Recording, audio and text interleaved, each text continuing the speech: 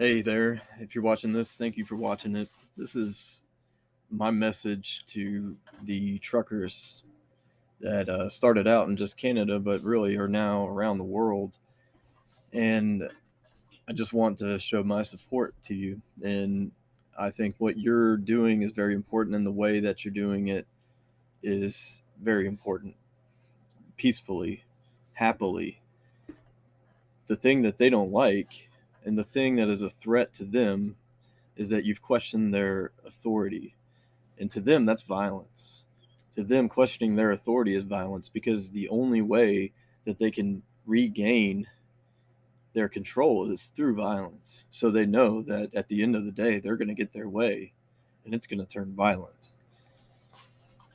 But hopefully, if you just stay peaceful, cooler heads will prevail eventually. And a happy atmosphere is great, because this is exactly what they've been trying to keep you from having, is joy and happiness. And they've been trying to keep you from getting together and being together and uniting together. You're easier to conquer when you're divided. So, of course, this is a huge threat to the government, and it's a huge threat to governments everywhere. And this doesn't just have Canadian issues in mind. This doesn't just have United States issues. This is the whole world, and it's the people of the world uniting, working together to take our world back from the people who have taken control of all of us. And Canada is not retreating, and I'm very proud, very shocked that this would all begin in Canada in the first place, but I'm happy it did.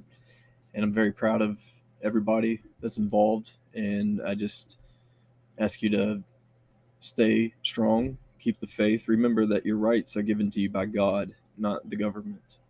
And this is what the government needs to remember. We don't have to ask for our rights back. There is a little bit of church history that relates to this type of situation, and I would like to share it. It's from 386 AD, when Justina, the mother of Emperor Valentinian, or Valentinius, one of those two, she talked him into giving some of the churches over to the Arian uh, Christians. And Saint Ambrose of Milan was not having any of it. He had his followers occupy the churches, and these churches were surrounded by Roman soldiers ready to go in and take them out if they needed to.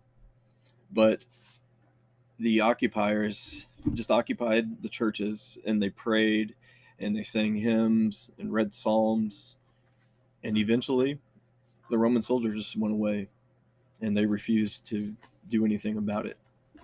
So St. Ambrose won out in the end. And this was a very important situation, because not only was St. Ambrose there, but so was St. Monica. And if you know St. Monica, you'll know that St. Monica is the mother of Augustine, or St. Augustine, who's very vital in church history and preserving non-heretical faith. So Augustine was baptized in 387, which, if you notice, is a year after this event, which means he saw this. And when he saw his mother praying and without fear of anything, it left such a huge mark on him that is what finally convinced him to come to faith after all those years of praying, and he finally did it. But it's because they showed courage and peace and love. And I back you all the way. I'll do whatever I can to support you guys, and just keep the faith, and thank you for all you're doing.